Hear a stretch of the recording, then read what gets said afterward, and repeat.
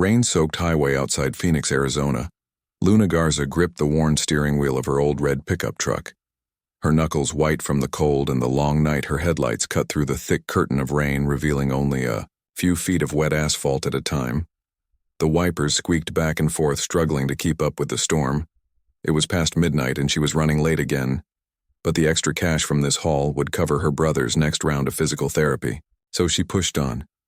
The desert around her was usually dry and quiet, but tonight it felt alive with the drumming of rain on the roof and the hiss of tires on wet pavement. Luna had been driving these roads for 3 years now, ever since the accident that left her brother Marco with a shattered leg and mountains of medical debt. She worked double shifts whenever she could, taking odd freight jobs that others turned down. This one was no different, a last-minute call to move a crate of industrial sensors from a closed-down lab near the old military zone to a warehouse in Albuquerque. Simple, easy, just drive and deliver. But then her GPS flickered and rerouted her without warning. The screen blinked red for a second before showing a new path, a shortcut through an abandoned stretch of road near Sector 7, a place most truckers avoided because of rumors about secret government tests and strange lights in the sky. Luna sighed, but she was already behind schedule. So she took the turn. The road narrowed quickly. The pavement cracked and overgrown with weeds on both sides. Chain-link fences sagged under the weight of rust and time. Warning signs hung crookedly. Their letters faded beyond reading. She slowed down, not because she believed in ghosts, but because potholes could wreck her suspension and she could not afford another repair. Then through the rain she saw it, a flickering street lamp standing alone in the middle of nowhere, its yellow glow barely piercing the downpour, and beneath it a figure. Luna braked gently, her heart thumping, not from fear but from surprise. Who would be out here in this weather? As she rolled closer, she saw it was a young woman, tall and slender, with long silver hair plastered to her shoulders. By the rain, she wore strange robes that shimmered faintly like oil on water even in the dim light, and she held something small and scaly against her chest.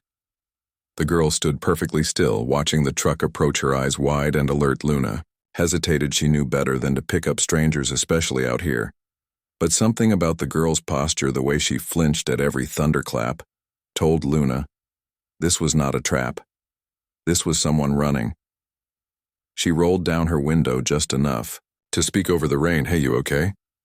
The girl did not answer right away. She studied Luna carefully, her eyes glowing faintly in the dark, not like a reflection but like they held their own light. After a long pause, she nodded once. Luna unlocked the passenger door. "You gonna get in or stand there all night without a word?" The girl opened the door and slid into the cab, water dripping from her clothes onto the worn seat. She kept the small creature close. It looked like a lizard but with wings, folded tight against its back, and eyes that blinked slowly like it was half asleep. Luna pulled back onto the road, glancing sideways. "You got a name, Ilara?" The girl whispered, her voice soft like wind through dry grass. Luna nodded. "Okay, Ilara am." Luna Ilara did not respond. She stared out the windshield, her fingers gently stroking the little creature's head. "That your pet?" Luna asked, trying to sound casual. "Bonded guardian," Ilara corrected, but her tone was not sharp. "Just tired." Luna let it go. She had seen enough weird things in her life to know when to stop asking questions too fast. Besides, the storm was getting worse, and she needed to focus on the road. They drove in silence for a while. The only sounds, the rain, the engine, and the occasional soft chirp from the little dragon, as Ilara called it. After a few miles, Luna noticed something strange. The rain seemed to avoid the truck in a small circle around them. Not much, just enough that the windshield stayed clearer than it should have been. She glanced at Ilara, who was now leaning her head against the window, her eyes closed but her hand still resting on the dragon. "You're not from around here?" "Are you?" Luna finally asked. Ilara opened her eyes slowly. "Nowhere. You from then a place that no longer exists?" Luna frowned but did not press. She had learned long ago that some wounds were too deep for small talk. They passed a broken-down checkpoint up ahead, the kind with concrete barriers and faded military markings someone had spray-painted. "Alien go home" on one of the walls, but the paint was peeling and old Ilara stiffened when she saw it, her breath catching in her throat. "You know that place?" Luna asked. "I was held there," she said, her voice barely above a whisper. They took my people one by one, and when they found out what I could do, they kept me separate. Luna felt a chill that had nothing to do with the rain. What could you do? Lara looked at her, then really looked at her. And for the first time, Luna saw the fear beneath the calm. Not just fear of being caught, but fear of what might happen if she trusted the wrong person. Before she could answer, the radio crackled to life, static hissing through the speakers. Then a voice sharp and cold. All units be advised.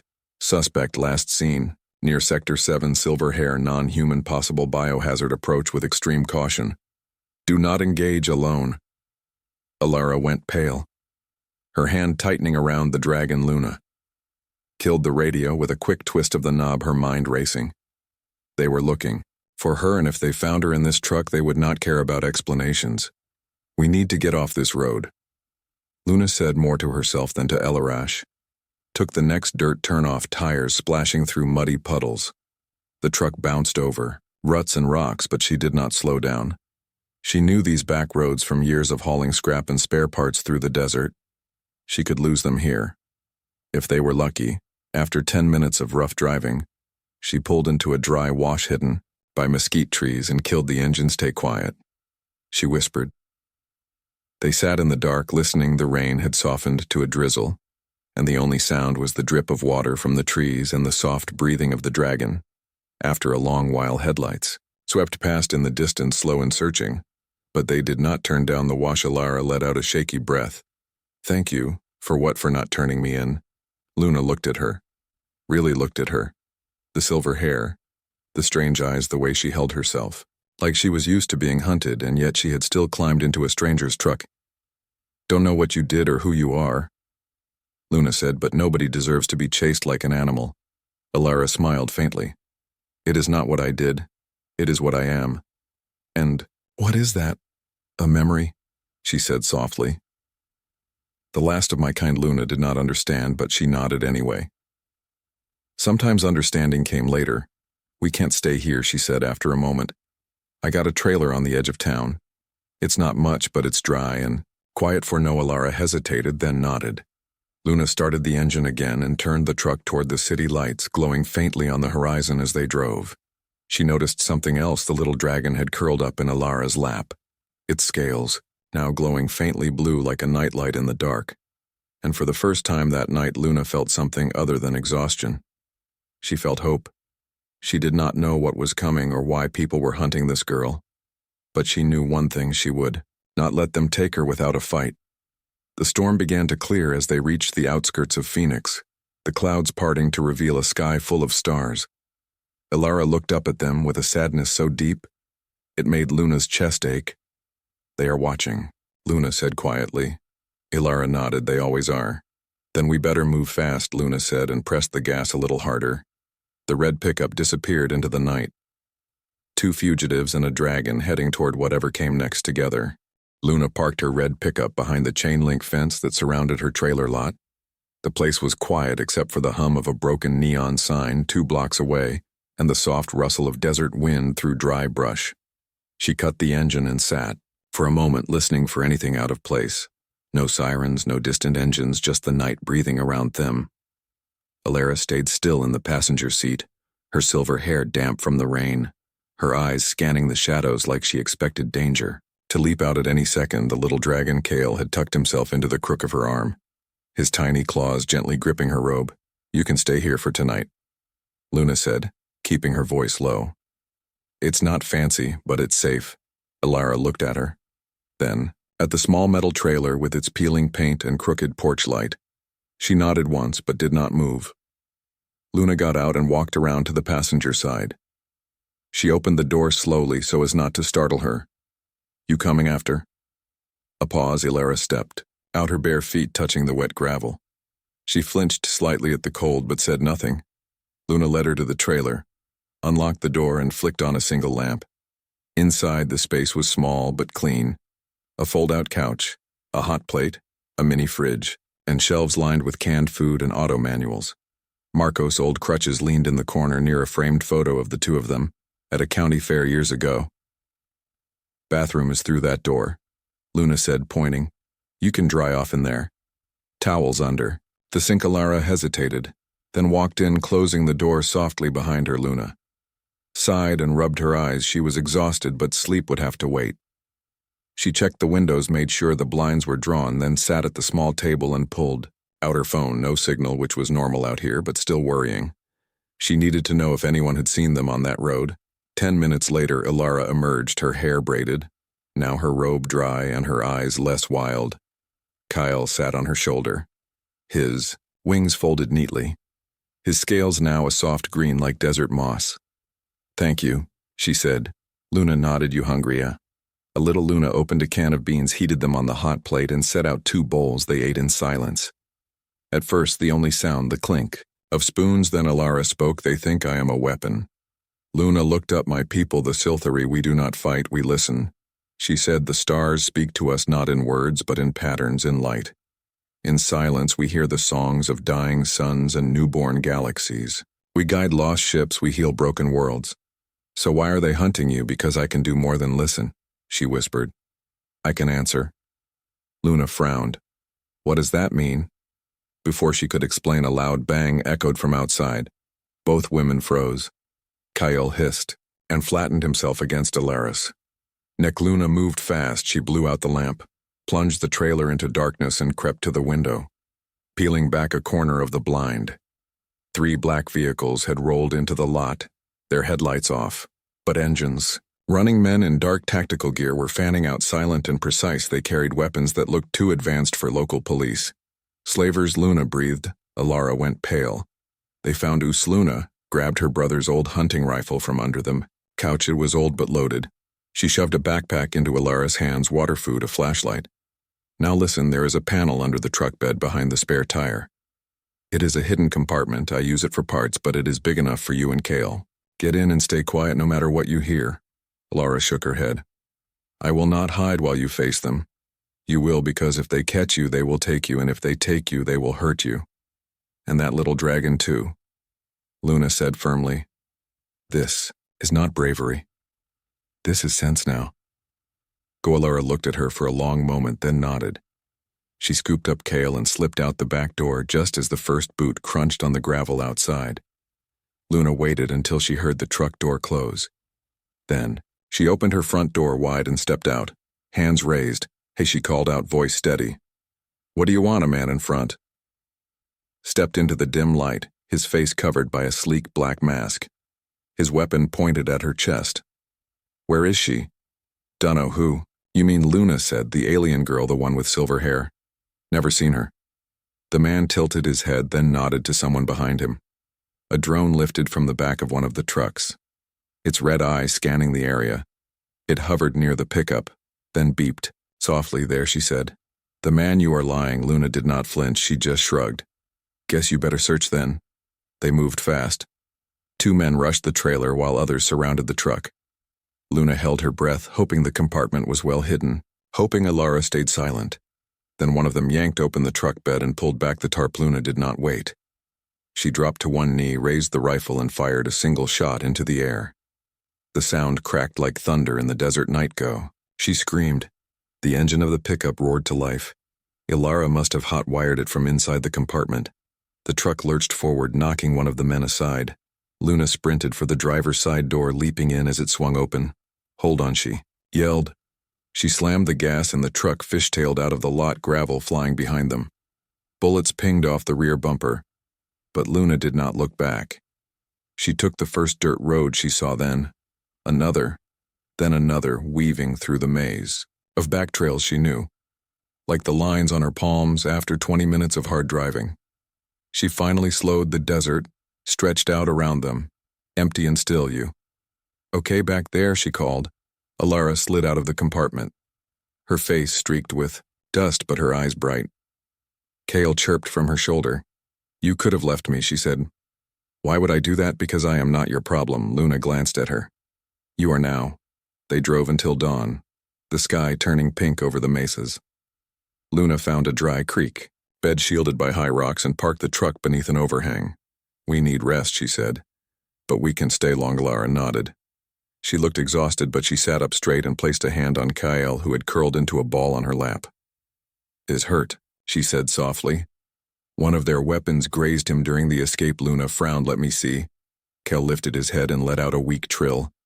His left wing was torn and a faint blue liquid oozed from the wound. Not blood, but something else.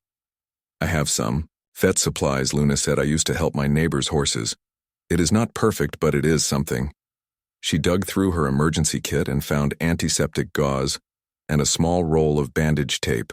She cleaned the wound as gently as she could.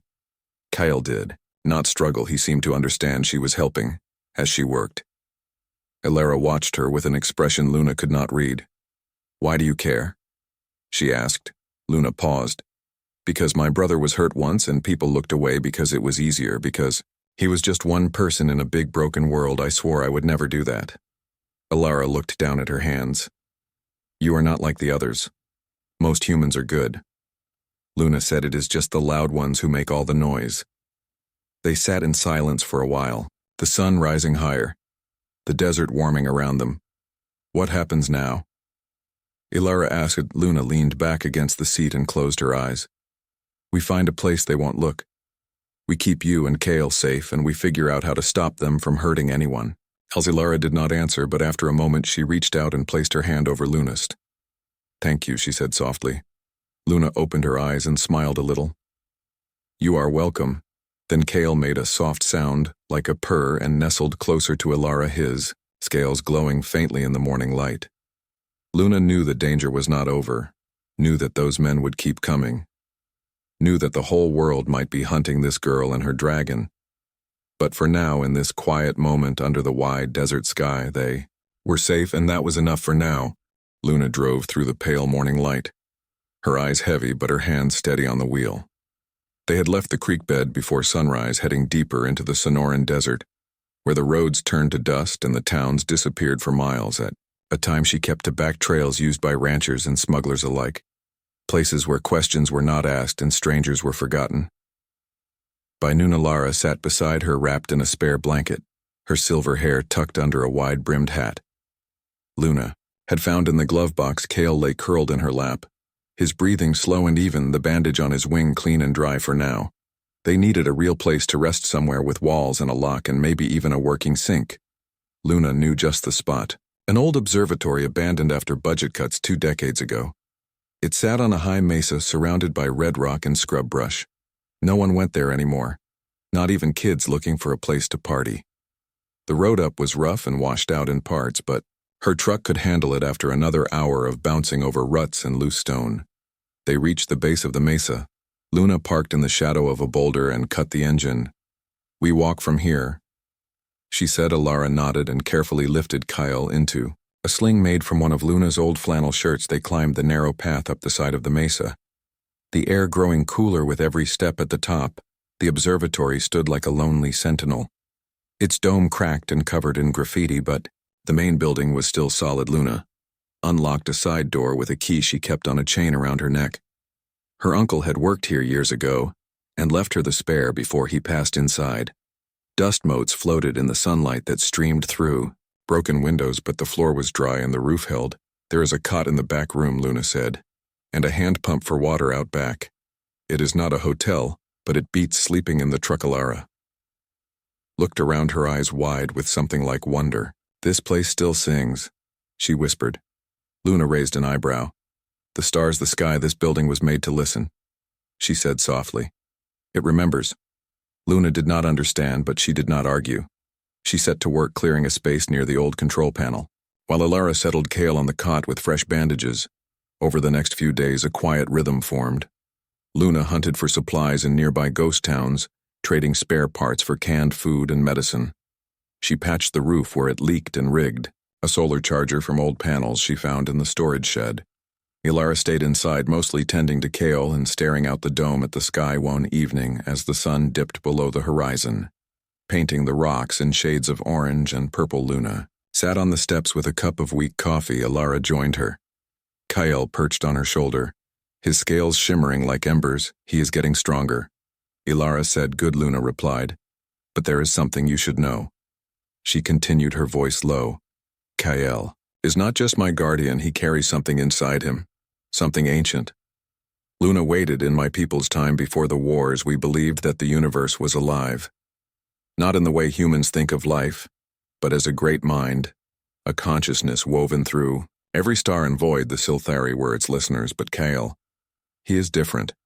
He is a seed of what a celestial leviathan, a being born from the heart of a dying galaxy. It sleeps within him, waiting for the right time to awaken. Luna frowned. So, those slavers, they want to wake it. They want to control it, she said. They believe if they can harvest its power, they can reshape worlds, bend reality to their will, and can. Lara looked at her with sorrow in her eyes. They do not understand it. It is not a weapon. It is a promise, a new beginning, but to force it awake would kill Kale and tear the sky apart. Luna sat back, her mind racing. So they are not just hunting you, they are hunting him, yes. And Earth's government. Some of them know, she said. They turned a blind eye in exchange for promises of power or money or both. Luna thought of her brother, how the hospital had pushed experimental treatments on him just to test them, how the bills kept coming even after he could barely walk. I know, that kind of greed, she said. They won't get him. Lara looked at her, then really looked at her, and for the first time Luna saw not just fear but hope in those strange glowing eyes. How can we stop them? Luna took a slow breath. I have people, truckers, mechanics, hackers, old army buddies, people who have seen things they were told to forget. People who know how the world really works. She said they don't trust the government. They trust each other. Lara was quiet for a long time. Then she nodded. That night Luna used the observatory's old radio tower. She climbed to the roof and connected wires she had salvaged from the control room. Static crackled through the speaker. Then a voice came through, rough but familiar. Luna Garza. Is that you, hey Dale? She said. It is, Mew in trouble. Always, but this time it is bigger. She told him everything, not all of it, but enough. The girl, the dragon, the men in black, the stolen tech. Dale listened without interrupting. You need a safe house or a distraction or both. He will spread the word. He said, meet us at Mesa Ridge in 3 days. Bring your passenger. Luna signed off and climbed down. Ilara was waiting at the door. Friends, allies, she corrected. Over the next 2 days they prepared. Luna cleaned her rifle, oiled the truck, and packed emergency kits. Ilara taught Kale to hide his glow and to stay silent even when scared. The little dragon learned fast, his eyes sharp and intelligent. On the 3rd day they drove toward Mesa Ridge, a place of red canyons and narrow passes, perfect for an ambush. Luna had chosen it herself years ago, during a game of war with her brother. They called it Fort Nowhere. As they neared the ridge, Luna spotted smoke rising in the distance. Not from a fire, but from vehicles. Burning? They are early, she muttered. Ilara gripped the seat. Her face pale, Luna pulled off the road and hid the truck behind a rock formation. She grabbed her pack and motioned for Ilara to follow. They moved on foot through the dry brush, staying low, the sound of engines and shouting growing louder. At the edge of the ridge, Luna saw them. Dale and his crew had already engaged the slavers using old mining tunnels and rock walls for cover, but they were outnumbered. Drones buzzed overhead and armored. Men advanced with weapons that pulsed with blue energy. Luna turned to Ilara. Stay here. Keep Kale hidden no matter what happens. Lara shook her head. I cannot hide while others fight for me.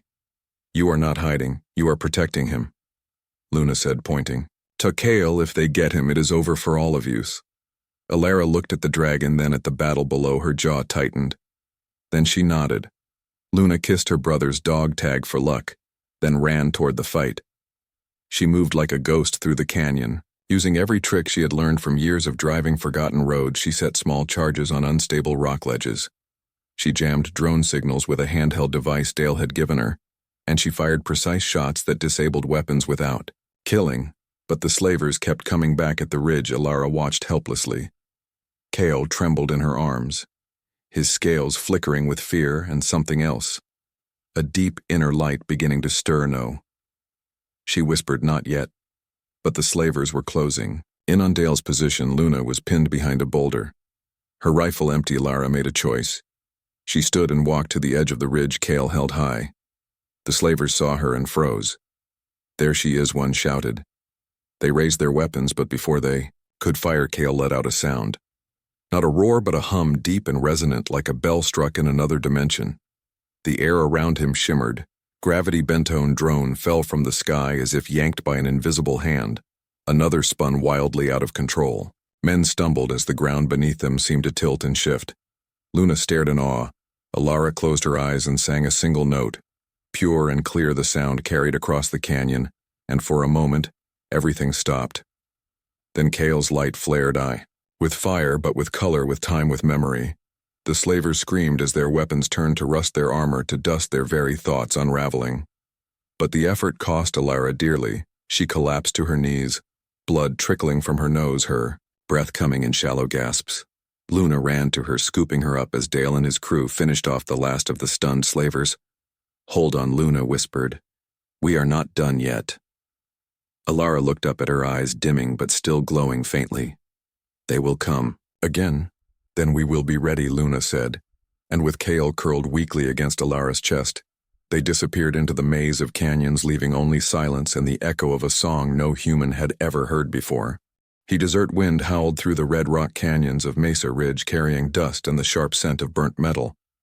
The battle was over, but the silence that followed felt heavier than the gunfire had been.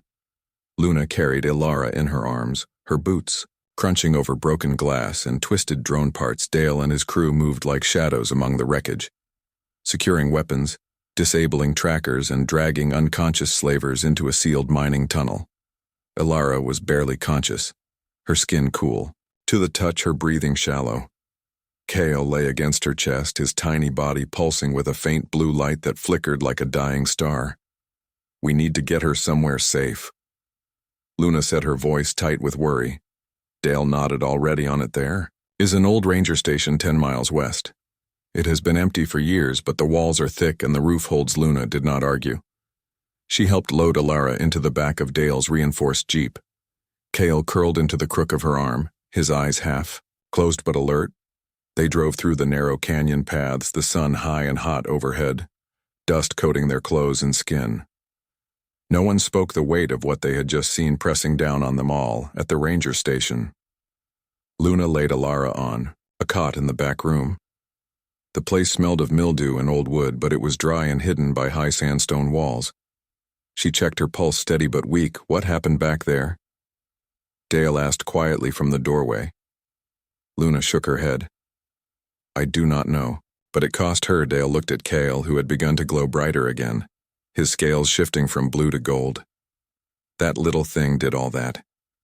"He is not just a thing," Luna said. "He is tied to her somehow. When he used that power, it hurt." Dale nodded, like he understood more than he let on. He had seen strange things in his time as a border scout. Things he never reported. "I will keep watch outside," he said. "If they send more, they will not get far."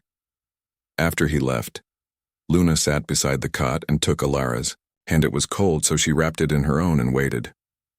Hours passed. The sun dipped low and the room filled with long shadows. Then Alara stirred. Luna leaned closer. "You with us?" "Barely," Alara whispered, her voice rough but clear. "Kale saved us, you both did." Alara turned her head to look at the dragon. "He is stronger now, but so are they. They will not stop." Luna knew she was right.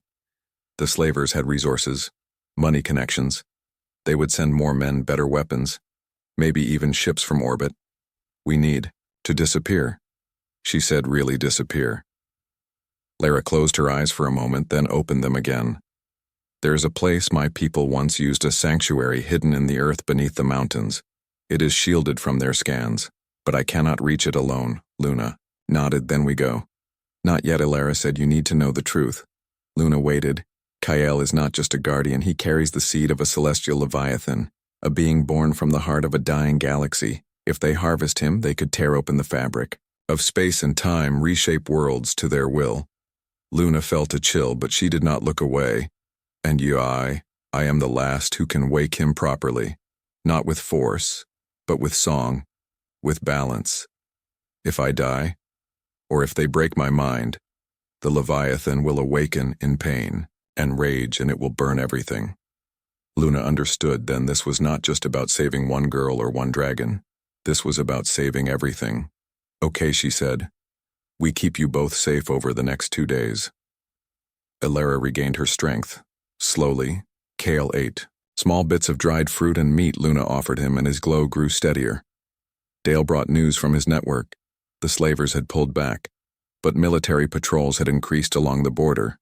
Strange ships had been spotted hovering over remote areas, and black vans were questioning locals about a silver-haired girl. "They are closing the net," Luna said.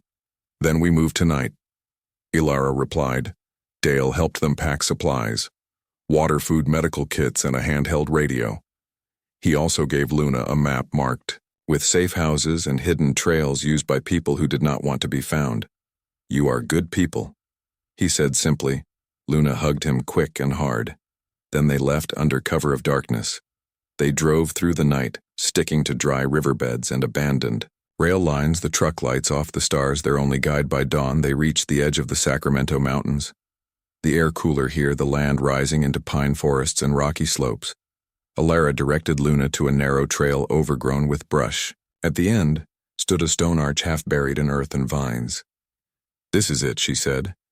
Luna parked and they walked the rest of the way on foot. Kyle perched on Ilara's shoulder, his eyes wide with recognition. The entrance was hidden behind a waterfall, thin but steady, the kind that never dried even in summer. Ilara placed her hand on the wet stone and whispered words Luna could not understand. The rock shimmered, then parted like mist, revealing a tunnel beyond. Inside, the air was cool and still, the walls smooth and carved with symbols that glowed faintly as they passed. "This place was built by my ancestors." She said, "It is shielded from outside eyes and minds." They found a chamber deep within, lit by crystals. Set into the walls a pool of clear water sat in the center, and soft moss covered the floor. Ilara sank to her knees by the pool and dipped her hands in the water. Color returned to her face almost instantly. Luna watched in awe. "This place is alive. It remembers us," Ilara said. For 3 days they stayed hidden. Luna practiced with her rifle using targets Dale had sent with supplies. Ilara meditated by the pool, teaching Kale to control his light to pull it inward so it would not give them away. On the 4th night, Luna sat by the entrance listening to the wind in the pines. She felt a presence and turned to see Ilara standing there. "They found us," she said softly. Luna stood. "How?" "Ship passed overhead an hour ago. It did not land, but it scanned the area. I felt it like a cold hand on my skin. They are getting closer." Ilara nodded, but her eyes were calm. "They will not find the entrance, not unless we lead them away." Luna knew what she meant. "We draw them out. Yes, it is dangerous. So is staying." Luna looked at her, then at Kale, who had climbed onto her shoulder, his tiny claws gentle on her jacket. "Okay," she said, "we do it your way." They left the sanctuary just before dawn, moving fast and quiet. Through the trees, Luna set small decoys, false trails using old tricks from her trucker. Ilara left faint traces of her energy, just enough to lure them. Be midday. They heard the hum of engines. "They are here," Luna said. Ilara nodded. They took a stand on a high ridge overlooking a dry valley below, the perfect place for an ambush. Luna radioed Dale one last time, "They are coming, be ready." Then she turned to Ilara. "You stay behind me no matter what." Ilara did not argue. She simply placed a hand on Kyle and whispered a single word: "Courage." The slavers came in force this time. Armored vehicles, drones, and men with weapons that crackled with dark energy. They moved in formation, confident. They had their prey cornered. Luna fired first, her shot taking out a drone before it could scan the ridge. Dale's crew opened fire from hidden positions in the rocks, using the terrain to their advantage, but the slavers were ready. They unleashed a pulse that fried electronics and sent shockwaves through the ground. Luna's radio died, her rifle jammed. "They are using tech from her world," Luna realized. Ilara stepped forward, then her eyes blazing with silver light. Kale rose from her shoulder, his body expanding not in size but in presence, the air around him warping like heat on asphalt. The slavers froze.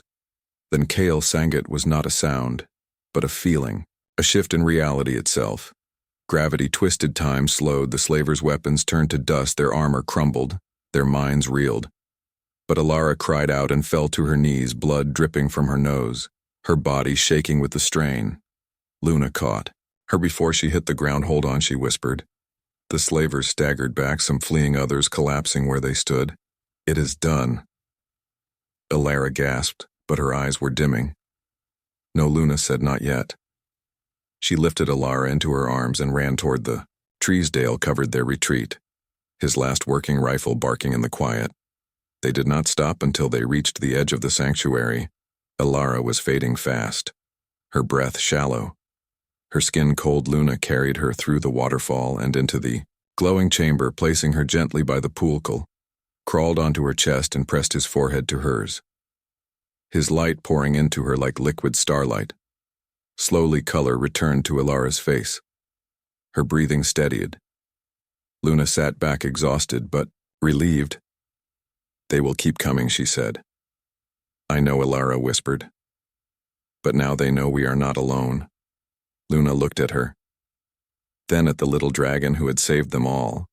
"No," she said, "we are not alone."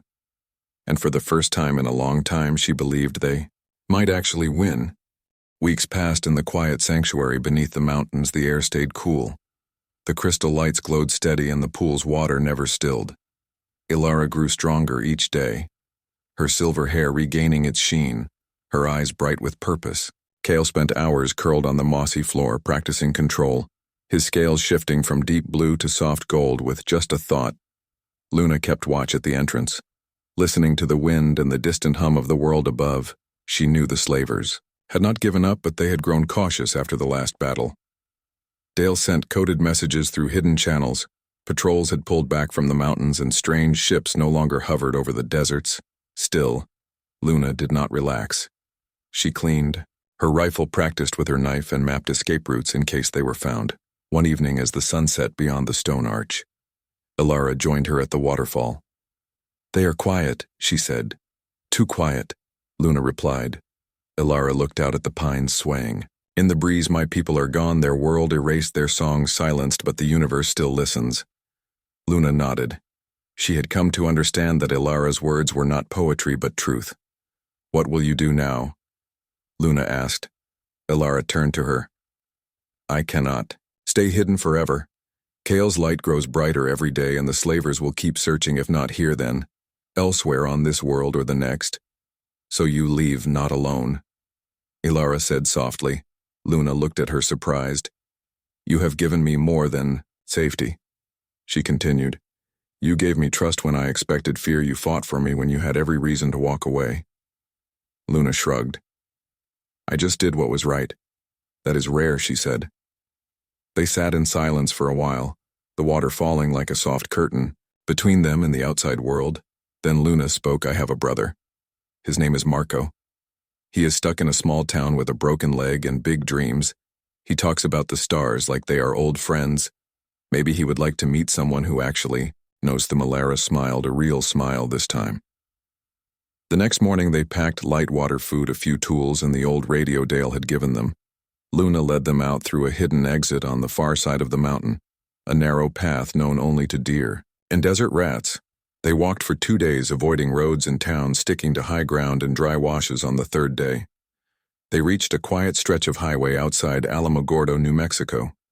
The land flat and open, the sky wide and endless. Luna flagged down a passing freight truck. Its driver, an old friend from her hauling days who asked no questions, just opened the passenger door.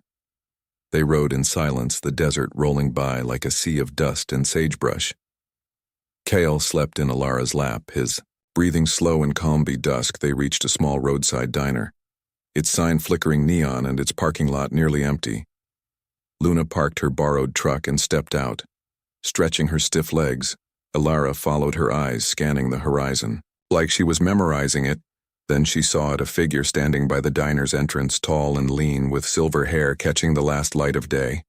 It was her own reflection in the glass. But no, it was not. Luna turned and saw it too. Another Elarano, not another, the same one, but older. Her face lined with time, her eyes deeper with sorrow and wisdom. She wore a long coat and boots, and a small dragon sat on her shoulder, just like Kale, but larger, his scales shimmering with the light of 1,000 stars. Ilara gasped. The older woman smiled and held out a hand. "You made it." "Who are you?" Luna asked, stepping in front of Ilara protectively. "I am what comes after the storm," the woman said gently. "I am Ilara from a future where we won." Ilara stared at her, future self, tears welling in her eyes. "Is it true? Did we survive?" "You did more than survive, you changed everything." She said the slavers fell. The silence broke and the stars began to sing again, how by never letting go of each other. The older, Elara, looked at Luna. You taught her that humans are not all fear and greed. Some are courage and kindness. Luna felt her throat tighten. The older Elara turned back to her younger self. The road ahead is long, but you are not alone. Then she faded like mist, in morning sun leaving only the scent of rain and starlight. Luna and Elara stood in silence for a long time. Do you believe her? Luna finally asked. Elara looked at Kale, who had lifted his head and chirped softly. Yes. They walked into the diner. The bell, above the door jingling softly, the place was warm and smelled of coffee and pie. An old jukebox played a country song in the corner. They sat in a booth by the window. Luna ordered 2 coffees and a slice of apple pie. After a while, Luna slid a set of keys across the table. My truck is yours if you want. Elara looked at her surprised. I cannot keep hiding in mountains, Luna said, and you cannot face the world alone. So we keep moving together. Elara took the keys, her fingers brushing Luna's for just a second. Thank you. They finished their pie in comfortable silence, the kind that comes after storms when the air is clean and the heart is light. They stepped back outside. The night sky stretched above them, full of stars brighter than Luna had ever seen. They are watching, she said softly. Elara nodded, but now they see us together. Luna opened the driver's door, then paused. You know this is not the end, no. Elara said it is just the beginning. Kale leaped onto the dashboard, his scales glowing, faintly like a compass pointing toward the unknown. Luna started the engine and pulled onto the open road, headlights cutting through the dark. Behind them, the diner faded into the distance ahead. The desert stretched on forever. 2 fugitives, 1 dragon, and a bond forged in fire heading toward whatever came next together.